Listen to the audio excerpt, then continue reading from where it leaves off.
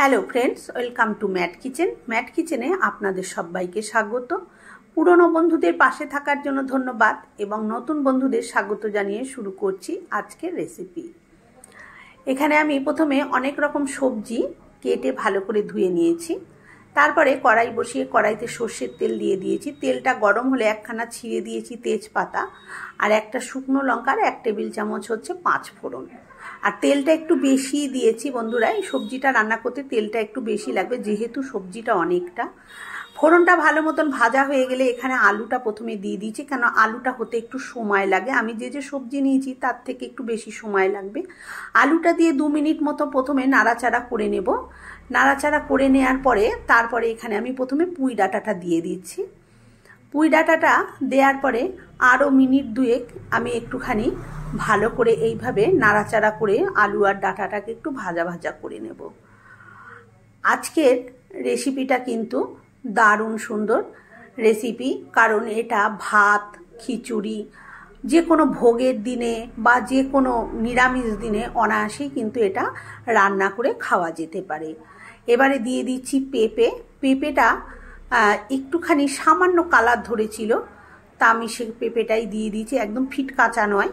আর দিয়ে দিলাম গাজর, দিয়ে আবার আমি একটু ভালো করে নাড়াচাড়া করে নিলাম।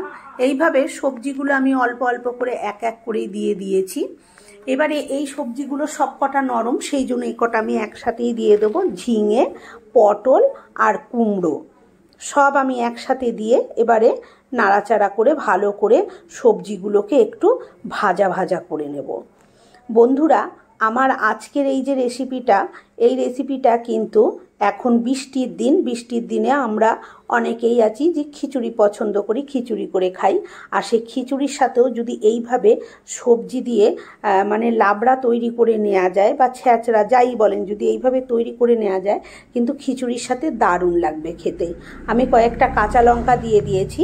ঝালটা অবশ্যই নিজেরা বুঝে শুনে নিজেদের স্বাদ মতন ব্যবহার করবেন। এবারে দিয়ে দিলাম এখানে 1 টেবিল চামচ হলুদ গুঁড়ো আর দিয়ে দিলাম স্বাদ মতন লবণ। অবশ্যই হলুদটা 1 টেবিল চামচ দিয়েছি, কারণ এখানে অনেকটা সবজি আছে। কতটা আপনারা বুঝতে পারছেন কিনা আমি জানি না, অনেকটা সবজি আছে, সেই জন্য দিয়ে দিলাম। দিয়ে এবার নুন আর হলুদের সাথে সমস্ত সবজিটাকে ভালো করে একটু নাড়াচাড়া করে একটু ভাজা ভাজা করে নেব। এবারেতে আমি দিয়ে দেব একটু ঢাকা। যেহেতু নুন দিয়েছি সেহেতু সবজি থেকে কিন্তু বেশ একটু জলসা ভাব এখন বেরোবে, সেই জন্য আমি ঢাকা দিয়ে দিয়েছিলাম। মিনিট 2 পরে ঢাকনাটাকে খুলে আবার একটু উল্টে পাল্টে এইভাবে একটু নাড়াচাড়া দিয়ে দিচ্ছি। এবারে এখানে দিয়ে দেব আমি 1 চামচ হচ্ছে লাল লঙ্কার গুঁড়ো আর দিয়ে দেব 1 চামচ জিরের গুঁড়ো। আমি এখানে ধনের গুঁড়ো ব্যবহার করছি না, আপনারা চাইলে করতেই পারেন। আর এখানে আমি ঝাল লঙ্কার গুঁড়োটাই ব্যবহার করেছি, কারণ আমরা একটু ঝাল ঝাল পছন্দ করি, একটু ঝালটা বেশি খাই, সেই জন্য। আপনারা যদি ঝালটা কম খান বা লাল লঙ্কার গুঁড়োটা না দিতে পারেন, সেক্ষেত্রে এখানে সামান্য একটু কালার হওয়ার জন্য কাশ্মীরি লঙ্কার গুঁড়ো ব্যবহার করতে পারেন। সেটাই কিন্তু ঝাল হয় না, কিন্তু দেখতে রঙটা সুন্দর হয়।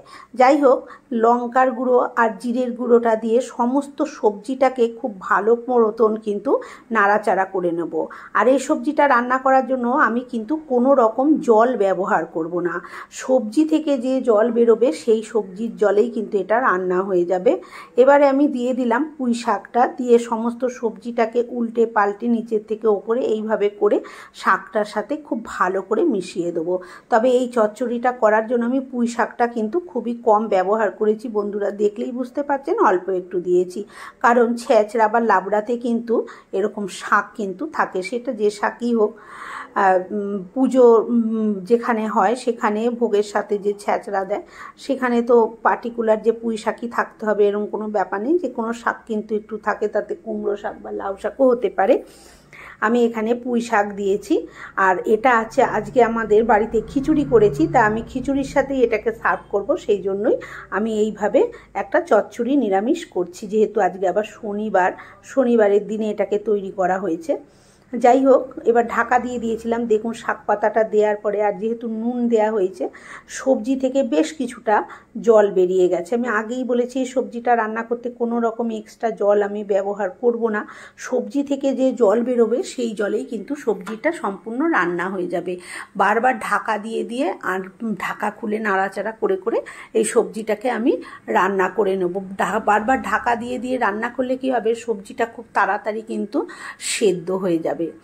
দেখুন খুব ভালোভাবে এইভাবে আমি নাড়াচাড়া করে মিশিয়ে নিয়েছি। এবারে আমি একটুখানি ভাজা মশলা দিয়ে দিচ্ছি। ভাজা মশলাটা অবশ্যই দিতে হবে, ভাজা মশলাটা দিলে কিন্তু স্বাদটা দ্বিগুণ হবে। তবে ভাজা মশলাটা আমি কিভাবে করেছি এখানে দেখাইনি, কারণ মশলাটা আমার করে রাখা আছে। আমি শুকনো কড়াইতে জিরে আর ধনে ভালো মতন ভেজে নিয়ে তারপরে সেটাকে গুঁড়িয়ে আমি কৌটো করে ভরে রেখে দিয়েছি। যখন যেরকম আমার তরকারিতে প্রয়োজন হয় তখন আমি সেরকমভাবে ব্যবহার করি। সেখান থেকে আমি 1 চামচ এখানে ভাজা মশলা দিয়ে দিয়েছি, দিয়ে খুব ভালো করে সবজিটার সাথে মিশিয়ে নিয়েছি। এবারে আমি দেখে নিচ্ছি সবজি কতটা সেদ্ধ হয়েছে। ডাঁটাটা আরেকটু সেদ্ধ হতে হবে, তাই জন্য এটাকে আরও কিছুক্ষণ এইভাবে রান্না করে নিতে হবে। কয়েকটা আলু আমি গেলে দিচ্ছি, যেহেতু আলুটা আগে দিয়েছি। আলুটা কিন্তু খুব ভালোভাবে সেদ্ধ হয়ে গেছে, আর পুঁই ডাঁটাটা সেদ্ধ হতে একটু সময় লাগছে, সেহেতু আলু কয়েকটা আমি গেলে দিলাম। আলুটা একটু গেলে দিলে কি মানে ভেঙে দিয়েছি, ভেঙে দিলে কি হয়, তাহলে কিন্তু তরকারির স্বাদটা ভালো হয় আর তরকারিটা বেশ গাঢ়ত্ব ভাবও আসে। এবার এখানে আমি 2 চামচ মতন চিনি দিয়ে দিয়েছি।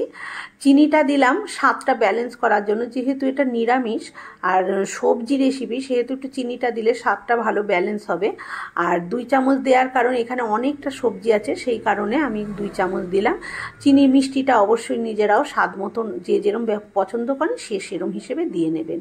এবারে খুব ভালো করে চিনিটা দেওয়ার পর আবার নাড়াচাড়া দিচ্ছি, দিয়ে এবার ঢাকা দিয়ে দেবো, কারণ এই সবজি থেকে কিন্তু আরও একটু জল বেরোবে চিনি দেওয়ার পরে। 2 মিনিট পর ঢাকনাটা খুলে নিয়েছি। দেখুন সবজি থেকে বেশ কিছুটা, এই যে নাড়াচাড়া করছি কীরকম ভিজা ভিজা, অনেক জল না বেরোলেও বেশ একটু জল জল ভাব দেখা যাচ্ছে। এবার এটাকে আবার ভালো করে নাড়িয়ে চাড়িয়ে টানিয়ে নেব।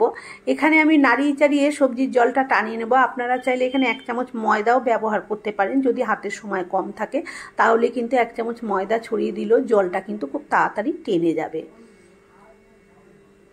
এভাবে নাড়তে চাড়তে দেখুন বন্ধুরা, আমার আজকের এই পুঁইশাক চচ্চড়ি রেসিপি ভালো লাগলে একটা লাইক দেবেন, আর আমার চ্যানেলে নতুন বন্ধু হয়ে থাকলে চ্যানেলটি সাবস্ক্রাইব করে নেওয়ার অনুরোধ রইল।